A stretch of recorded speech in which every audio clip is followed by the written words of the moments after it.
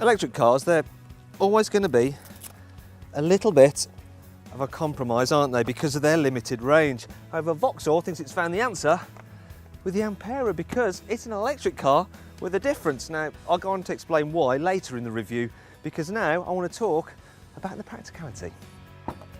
Now, many electric cars keep their batteries in the boot, but the Ampera doesn't, so you've got quite a good load space. And when you fold down the rear seats, they lie almost completely flat, which makes it easier for carrying larger items. So, nice one, Vauxhall.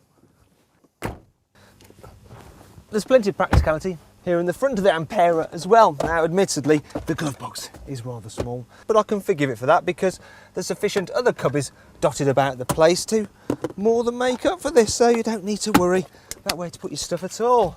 And the seats are comfy as well, and there's plenty of adjustment in the driving position. However, the best bit about sitting in the Ampera is that you feel like you're driving the future, as its interior design is suitably high-tech. There are even two full-colour displays. One is a touchscreen for the infotainment system, and the other shows you your battery usage.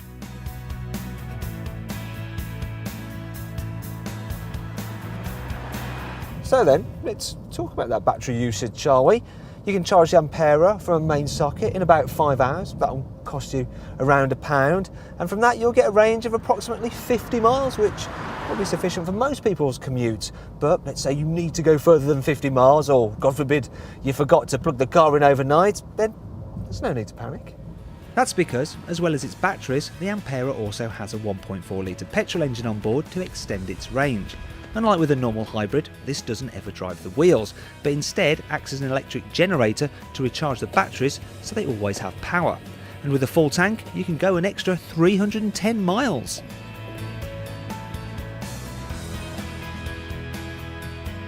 That's why this is the only electric car we've managed to bring to our normal CarBuyer filming location, because it's the only one that can get here, do all the driving around filming shots, and then get back to London again.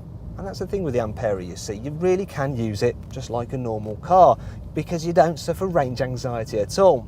And so you can just sit back, relax, and enjoy the drive, which is actually very good.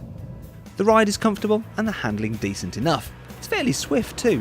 0 to 60 takes a reasonable 8.7 seconds, and being electric, the car is pretty much silent. Even with the petrol engine is running to provide charge for the batteries, you can still hardly hear it. And this means that neither can pedestrians, and invariably they step out of the road in front of you because they can't actually hear you coming. And rather than scare them witless with a normal horn, you've got a more polite one which goes. It's a bit like going, "Excuse me, my good man, would you mind terribly getting out of my way?" It's far more electric car, isn't it? However, not everything in the Ampera is quite so well thought out. The touch-sensitive controls here on the centre console may look like a good idea, but in reality, they're not, because they're so annoying to use. Also, the rear spoiler means that rear visibility is a bit limited, and the low front bumper means that whenever you go over a speed hump, you get this noise.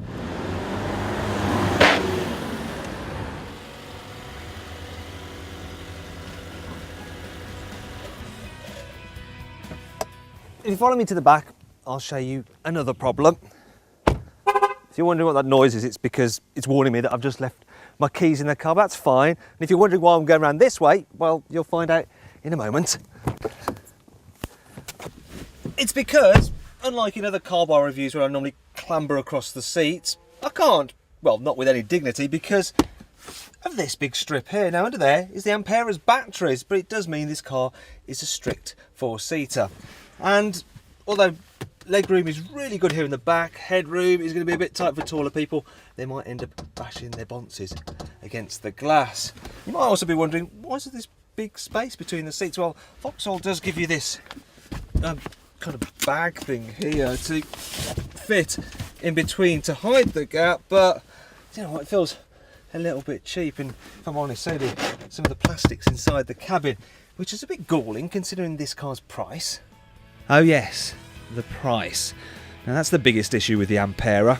Even after you've taken into account a £5,000 government grant, the entry model still costs the same as an Audi A6 and is more expensive than the better equipped Nissan Leaf.